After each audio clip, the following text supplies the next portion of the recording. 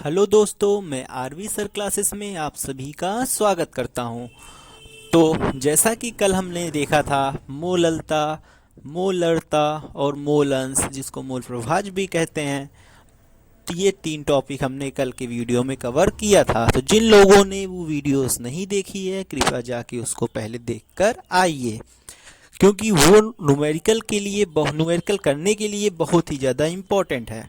और आज का जो हमारा ये टॉपिक है, हेनरी का नियम, ये बोर्ड एग्जाम की दृष्टि से मोस्ट इम्पोर्टेंट है, क्योंकि ये हर साल हर सेट में पूछने जाने वाला एक टॉपिक है। और हम जल्द ही इसकी प्लेलिस्ट बना देंगे, जिसमें हम सिर्फ इम्पोर्टेंट क्वेश्चन ही देखेंगे। ज़्यादा कुछ वैसे देखने से कोई फ़ायदा नहीं है, देखना वही है जो बोर्ड एग्जाम में आए।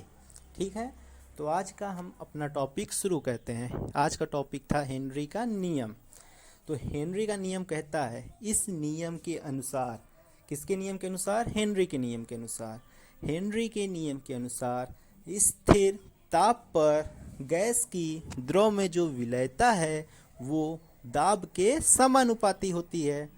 ठीक है, तो हेनरी का नियम कह रहा है, फिर से समझिए, इस नियम के अनुसार स्थिर ताप पर गैस की द्रव में विलयता दाब के समानुपाती तो होती चलिए है। इसको हम लोग पहले समझ लेते हैं।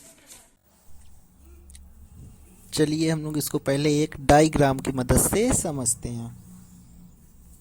यहाँ हमने एक जार ड्रॉ किया है। इस जार में विलायक भरा हुआ है।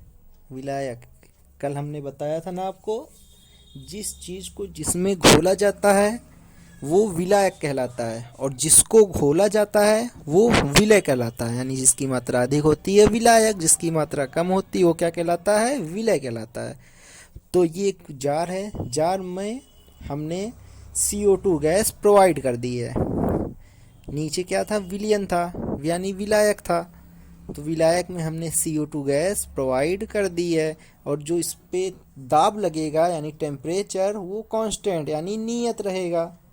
ठीक है, विलायक क्या है? विलायक एक द्रव है, नियत रहेगा विलायक द्रव। तो चलिए इसको पहले हम लोग अच्छे से समझ लेते हैं। हेनरी का नियम कहता है, स्थिर ताप पर गैस की द्रव में विलयता। स्थिर ताप यानी जो CO2 गैस और नीचे द्रव है उसका ताप क्या है? नियत स्थिर है, बताया था मैंने। इसका जो टेम्परेचर है वो क्या है? स्थिर यानी कांस्टेंट है। तो यही है, स्थिर ताप पर गैस की द्रव में विलयता। विलयता यानी स्थिर ताप पर जब किसी चीज को किसी में मिलाते हैं तो वो उसकी क्या कहलाती है? विलयता कहलाती है।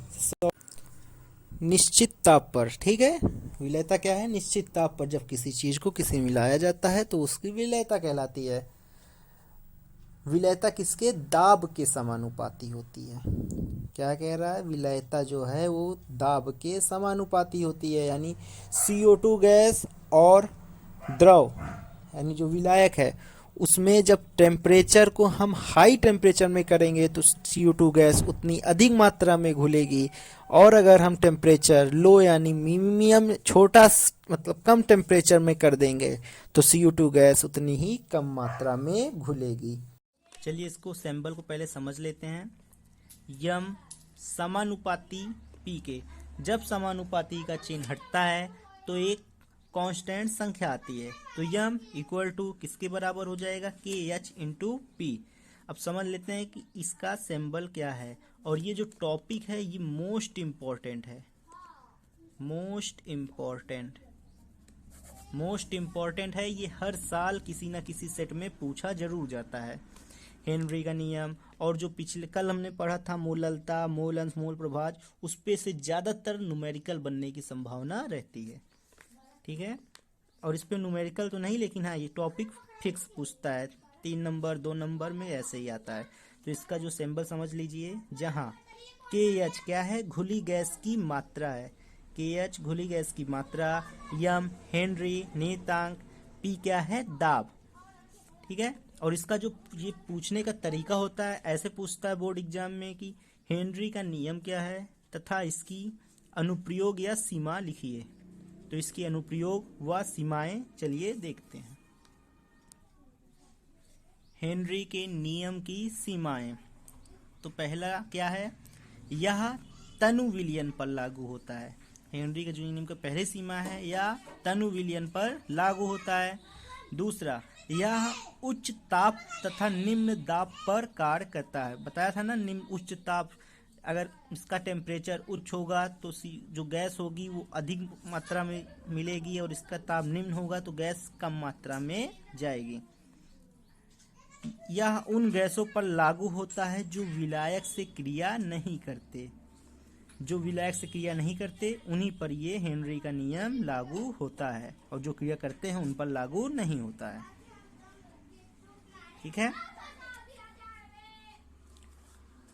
तो ये तीन उसके हेनरी नियम की सीमाएं हैं, पहला,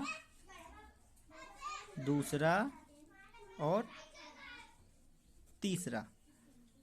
स्क्रीनशॉट कर लीजिएगा, अभी आपको मौका मिलेगा स्क्रीनशॉट करने के लिए। चलिए देखते हैं हेनरी के नियम के अनुप्रयोग। हेनरी के नियम का अनुप्रयोग, तो पहला अनुप्रयोग इसका, शीतल पेय पदार्थ में जब कोई कोल्ड ड्रिंक की बोतल आप खोलिए तो उसमें एक खटन की आवाज आती है और झाग जैसा फेंकता है। तो ऐसा क्यों होता है? क्योंकि उस पर दाब पड़ता है, और टेम्परेचर के कारण, और उस पर जो दाब पड़ता है वो किस नियम का पालन करता है? वो हेनरी के नियम का पालन करता है। ठीक है। दूसरा है गोताखोर द्वारा। गोताखोर मतलब जब कोई गोताखोर यानी जो समुद्र में डुबकी अंदर जाते हैं तो उनके गोताखोर के जो पीठ के पीछे जो सिलेंडर में गैस भरी होती है, कौन सी गैस भरी होती है? Helium gas.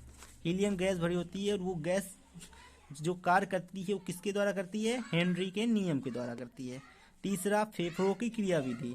फेफड़ों में जब सांस लेने या किसी चीज़ की जब दिक्कत होती है या प्रॉब्लम होती है वो किसके द्वारा होती है? हेनरी का नियम ही फेफड़ों पर कार्य करता है।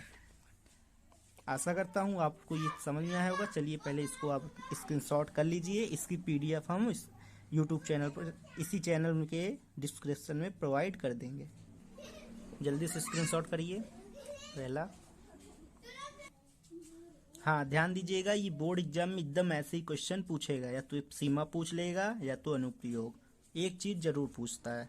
किसी में दो भी चीज पूछ सकता है, तो आप पढ़े रहिए अच्छे से। आशा करता हूँ वीडियो समझ में आई होगी। इसका पीडीएफ हम डिस्क्रिप्शन में प्रोवाइड कर देंगे। तो bye bye, tata, see you.